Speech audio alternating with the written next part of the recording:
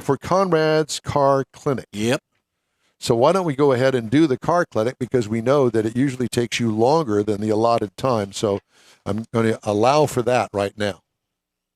Well, aren't you thankful? Thank you. Well, you were talking about, let's keep it, kind of technical on the vehicles themselves. Yes. So this week we're going to talk about exhaust manifolds. Okay. An engine, a gasoline or diesel engine, is basically an air pump. How much air can you get in and how much air can you get out, and how loud's the bang in the middle to push the piston down to create power. So one of the cheapest ways to make more power is improving the airflow of the exhaust system. Hence, that's why so many hot rodders put headers on car. The first one here is what's called the Chevrolet Ram horn. Very popular exhaust manifold, was used on millions of Chevrolets through the years, from the early 60s all the way through the mid-70s. Oh, yeah. So, very, very popular, but not good flow.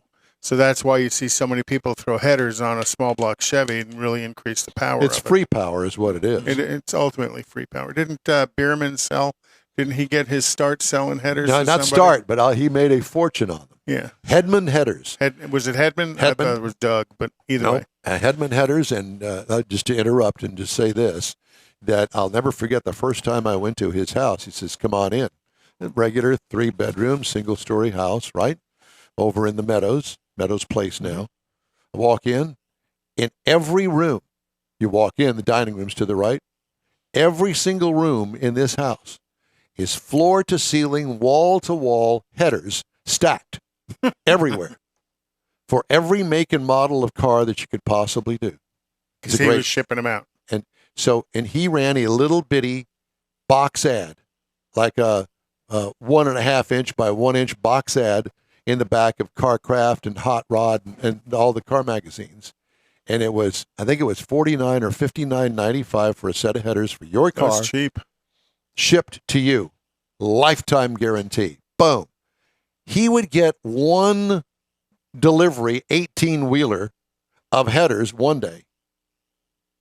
And later on in the afternoon, the truck would come to pick up the end of the day orders and fill up the truck with headers. So he was just moving them in and out of his house all day long. Smart guy. Uh-huh. So, anyway. Manufacturers recognize this free horsepower available to them. So they started building their own exhaust manifolds that had a header-like look. So if you kind of look at the next one. But they're cast iron. In most cases, they're cast iron. Now they're actually doing tubes. This one was for the Max Wedge. You can see even in cast iron, that's pretty complex casting there. Yep. That created the header look of cast iron.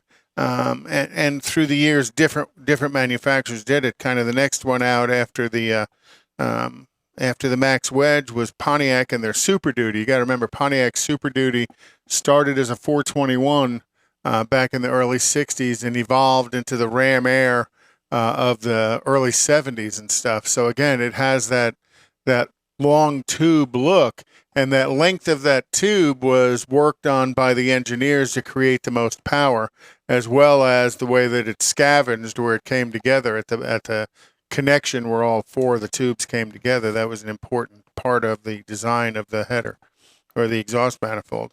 And then Mopar again did it with the Street Hemi with clearly what looks to be headers on the Street Hemi. And you got to think that was cast iron, pretty heavy, but it took some work to create that casting to do that, but very creative. And they would glow a brilliant orange when you really got when that you thing really going. banging on them. Yep. And then Carroll Shelby building hot rod cars, he recognized the importance of it, and he had his own exhaust manifolds that were cast for the.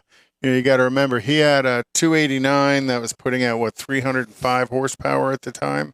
Well, a big chunk of that was the exhaust system on the vehicle, as well as the carburetor and the tune. But just how much power can you create just by changing the exhaust manifolds to a better flowing exhaust 10 to 20 horsepower usually was pretty significant, in the day. So that would have been the small block, and then Ford said, "Hey, I can beat that." And then they built these headers for the 428 Super Cobra jets. Again, some of these are pretty rare to find and very expensive to find originals. So again, you can see that they're trying to create that exhaust flow to get the air out of the engine. Next week, we're going to talk about intake manifolds and getting air into the engine. And then, finally today, everybody says, put an LS in it and tub it out. Or Jeff says put an LS in it and tub it out. So this is what the exhaust manifold looks like on the LS2 Chevrolet engines. What does it look like on my Corvette? Because I can't see it. Probably not too far from this, but yours is an LS1, so it might have been a little bit different shorter runners. But I thought you had headers on there. No. No, it has a Corsa catback exhaust. Anyway, go ahead. But you can see in this, there was quite a bit of work put together to create that flow range to get the air out of the inside of the engine. And you want them to be long, you want them to be smooth, and you don't want a lot of really sharp bends in them. So, all the manufacturers recognized, as the hot rodders did, that a set of headers that look like this are pretty important. So they were building basically cast iron headers in production. So why did the factory, once they realized this, what was the advantage of staying with cast iron versus building a header? Well, not just aftermarket? that, but why didn't they all change it to a scavenging header like on a late model LS motor? Because the cast iron's cheaper than welding together tubes. Seriously? Yeah, manpower. Just in manpower. Labor? Yeah, you I'll could. be darned. Once you had the sand casting, you could build thousands of exhaust manifolds. Where a header requires somebody to get in there and take it together and piece it together. That was the first thing I did on my Corvette. Put a set of headers on it. Yeah. And I don't know what they were.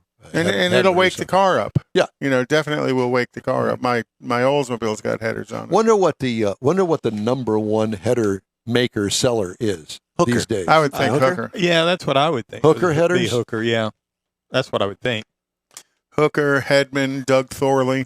Hedman's good. Thorley may be good, but volume wise. No, I would say volume wise would be Hooker. I think Edelbrock makes headers now. When we watch the NHRA races this afternoon, look on the side of the car. It's either going to be Hedman or that doesn't or mean anything. That just means who gives them money. That's right. Run the sticker. We'll give you some money if you win. Yeah. But again, it's easy horsepower by getting the air out of the engine. Next weekend, we're going to talk about getting the air into the engine. And there's also a possibility, if you keep your foot out of it, of getting a little bit better gas mileage. Yeah, well, because that's it flows not why everything. that's not why you put headers on it. You put it because you want power. So intake, on it. we talk about port and polish.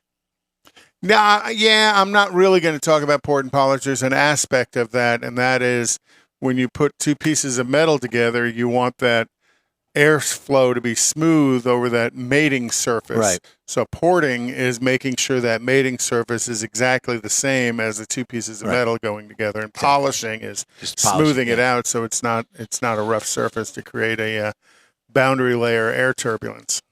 Perfect. Okay.